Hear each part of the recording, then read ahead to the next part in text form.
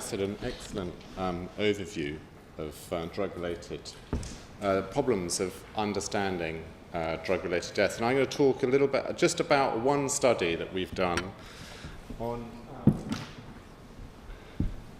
looking at mortality post-prison release. I was asked to do a little bit of advert in case someone is thinking about doing a clinical, if there's any clinicians in the house who want to do a PhD, we've still got some clinical PhDs funded by MRC in Bristol or King's or Imperial. Just go and look at the Mark website or talk to me at the break or talk to Graham as well. So the study was funded by, was called the Integrated Drug Treatment System. It was funded by Health Protection Scotland as well as NIHR. We've got various acknowledgements and thanks. So just to, and what I'll do is, I thought I'd whip through this study, if I can, as quickly as I can, but just to show you what the evidence base for looking at opiate substitution treatment and prison, and then hopefully there'll be some time to discuss the implications. I mean, as you know, that prison exposure to people who inject drugs is highly frequent. Systematic reviews suggest that a quarter to a half of prisoners have drug dependence problems. And there's a public health shame or problem about the high risk of death in the period immediately post-release. In a survey that we did of prisons with Avril Taylor, I think 1 in 3 people in prison had opioid-dependent problems or history of opioid use.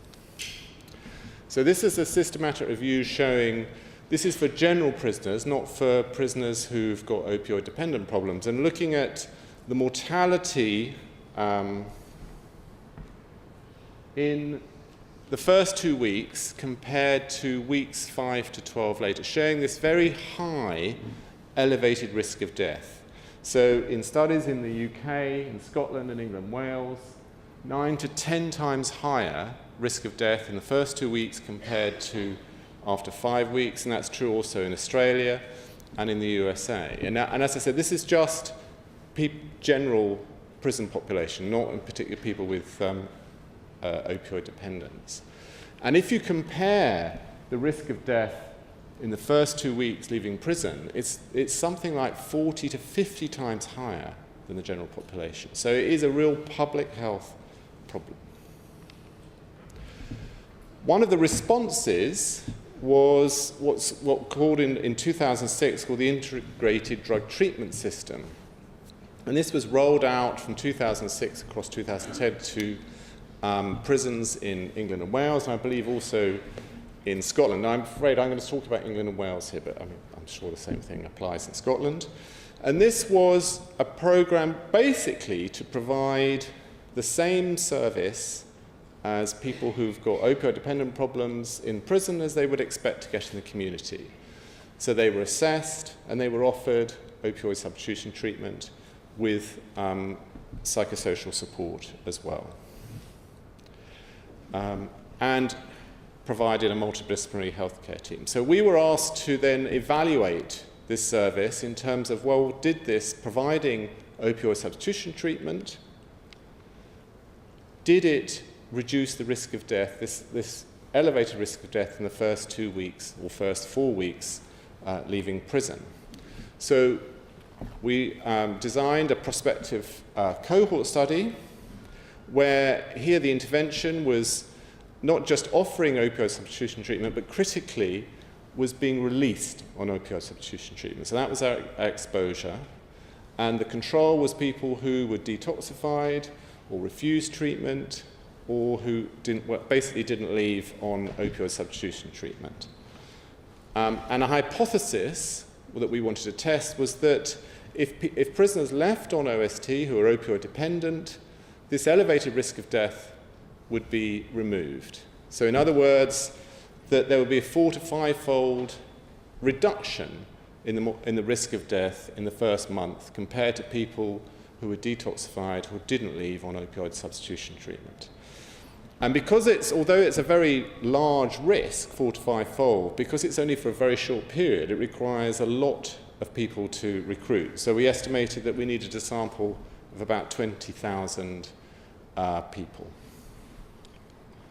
Now this is it took us a long time to do this. So this is, we said when we started in 2010, we said, oh, we'll do it in 18 months, it'll be easy. So this is what we wanted to do in terms of recruitment, and this is actually what happened. So we started off recruiting based on informed consent, and that just quickly showed that it failed. We couldn't get the number of patients. And then we've got ethical approval to do, not informed consent, but to do opt-out instead, so that we put up lots of posters and we trained the IDTS providers to say, if you don't want to join this study, you just have to say, and you can dissent.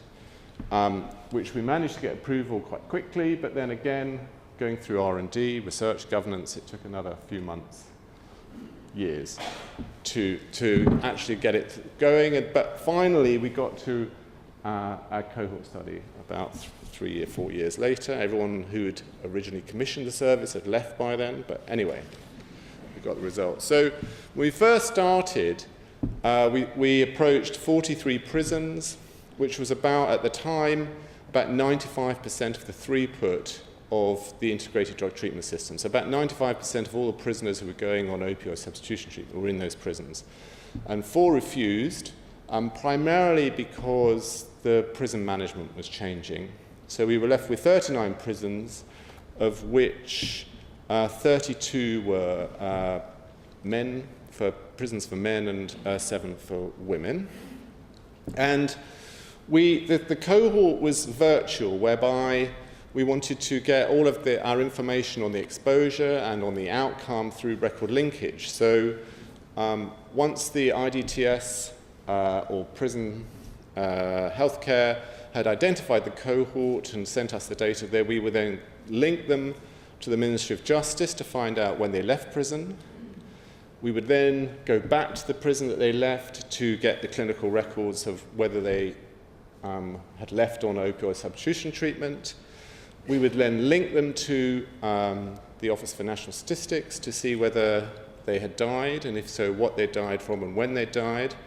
And then we also linked them to the National Drug Treatment Monitoring System to see whether they entered drug treatment in the month following prison release. Bizarrely, the Ministry of Justice has 2 databases, one for going in and one for going out. I haven't had an explanation of why they have 2, why they can't just have 1, but anyway, so that added to the complexity.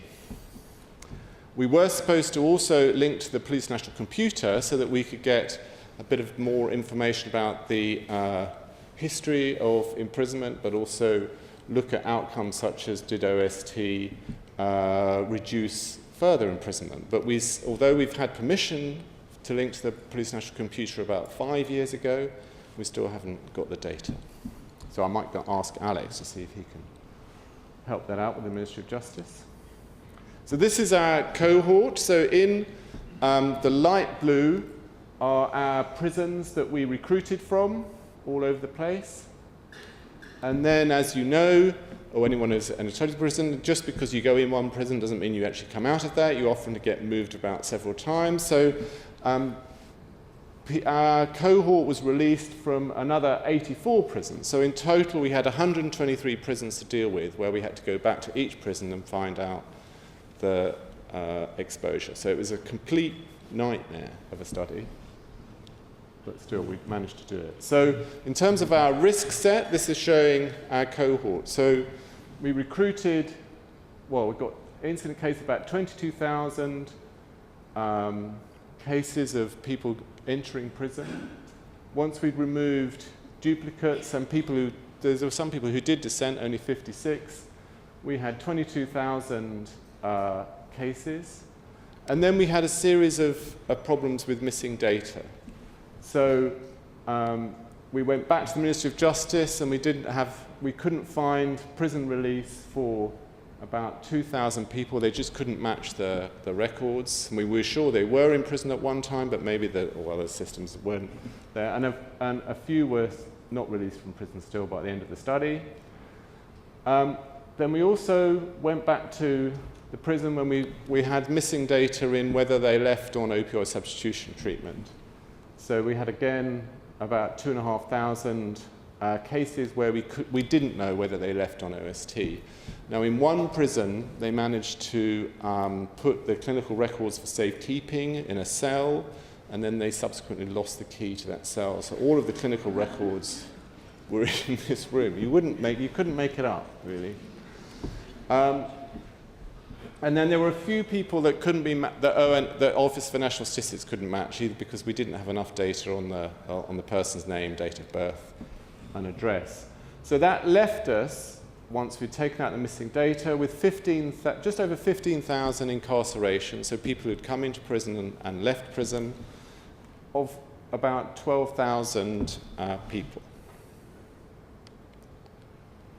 And so, as I said, of those 50,000, there are 12,000 individuals, 10,000 of those people have been released once, over 1,500 twice. There were 2 individuals who come in and out of our cohort 7 times. But because it was an open cohort, you were allowed to come in. We were looking just at the risk in prison and out of prison, and they can come in as many times as they want.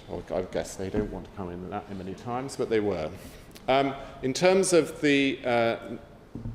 most of them were, over 3/4 were men. The median age at release was 34. So as I said, we haven't yet got the information from the Police National Computer, so we don't know the exact date when people entered prison. We know that from the time of them being, the data coming to us to release was on average 60 days. And critically, the exposure was 57% of our cohort were released on opioid substitution treatment. So that means 43% had come into prison, they'd had their drug history assessed, they were diagnosed as opioid dependent, and they'd either refused treatment or had decided to be detoxified. So, in total, when we finished the study last time, in February 2016, there were about 400 deaths in total. So in the first year after prison, there were 160 deaths, majority from overdose deaths, from drug-related poisonings. So that gives an overall mortality rate in the year following prison release of around 1.2%, 1.2 per 100 person years, and for overdose deaths about 0.77. So that's similar that you would see from other cohort studies, such as the study that Alex talked about by Tim Miller. There was, if you look at the first 4 months, there were 64 deaths in the first 4 months after prison release, 42 from drug-related poisoning. Again, that's a slightly higher mortality rate of 1.38 per 100 person years, or nearly 1% for drug-related poisonings. And in the first 4 weeks, there were 24 deaths, 18 of them overdose deaths. And there, the mortality rate in that period is over 2 per 100 person years. Now, this shows those same figures as a survival curve. So when they're leaving prison, everyone's alive. And then this is the population who left not exposed to opioid substitution treatment, detoxified, much higher, lower survival. These are the people who left on OST. But what you can see is that there are differences in the first, the greatest difference is in the first 4 weeks, slight difference, and that they approach each other. So that's for all-cause mortality. The same survival curve for overdose deaths. Again, survival is better for people who leave on opioid substitution treatment. Now, if you look at these different periods, we can look at what this is called, in stats speak, this is called a cumulative hazard. And what it does is it looks at the differences over time. And what's critical is that towards the year, you get to see very little difference between the two groups, between people who leave on OST or are detoxified. But the big difference is in that first 4 weeks. So I'm now going to show you some tables with some hazard ratios on, which sort of illustrate these points, and also then adjust for different potential explanations as well. So this table, and as I said, Roy said, I'm an epidemiologist, so I'm obliged to give you hazard ratios or person years. So this shows the different periods. So the first 4 weeks after prison release, 4 weeks to 4 months, 4 months to a year. Forget about this. So this is the mortality rate for those who leave on opioid substitution treatment, either methadone or buprenorphine. This is the control. This is people who don't leave on opioid substitution treatment. So in the first 4 weeks, the overall mortality rate is nearly about 1%, 1 per 100 person years, if you leave on opioid substitution treatment. The control is nearly 4. That's a difference, a hazard ratio of 0.25. That's 75% reduction in risk if you leave on opioid substitution treatment. Now, if you look at after 4 weeks or 4 months to a year, there's very little difference in the mortality rate, as you saw from those figures. So in terms of all-cause mortality, 75% reduction in those people who leave on opioid substitution treatment. Now, this shows the same table, but this time for overdose deaths. So here in the first 4 weeks, the overdose rate is about just under 0.5, 0.47 per 100 person years in the first 4 weeks for those leaving on opioid substitution treatment, and it's 3% for those who don't leave on opioid substitution treatment.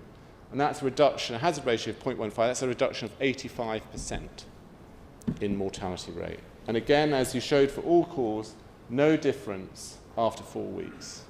All of the effect in the first 4 weeks leaving treatment. Now that was our main outcome. We had a subsidiary outcome, which was if you left on opioid substitution treatment, were you also more likely to go into treatment, to go into specialty drug treatment? And then a secondary question also was, well, maybe the difference in mortality rate between people leaving on OST or not on OST was more because they actually went into community drug treatment. So maybe that was the explanation. So here, 42% of our sample entered community drug treatment in the first 4 weeks when they left prison. And this shows the sort of the hazards for, well, time to entering treatment. This time, the lower is better. So here, these are people who are leaving on OST. They are more likely, they're twice as likely to enter treatment in the first 4 weeks compared to those people who don't leave on opioid substitution treatment. And community treatment is also protective. So people who enter treatment in the first 4 weeks also have a reduced risk of death of about 0.6, hazard ratio of 0.39. But when we fit an interaction between leaving on OST and then entering drug treatment in the community, we find no evidence of an interaction. In other words, they are both mutually beneficial. So if you leave on OST, your risk of death is reduced. If you enter then drug treatment, it is further reduced. So entering treatment in the community does not isn't the explanation for the reduction in mortality risk. So if we look at, now that's just I've just showed you the unadjusted results, so now we want to, well, there are other factors that could explain these results. I haven't been looking at the time at all, so you'll tell me when 5 minutes.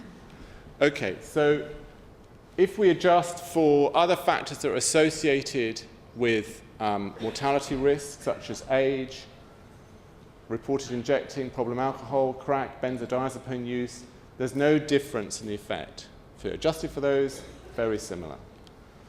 When we adjust for entering community drug treatment within the first 4 weeks, again, there's no reduction in benefit in the first 4 weeks, either for all-cause or drug-related poisoning.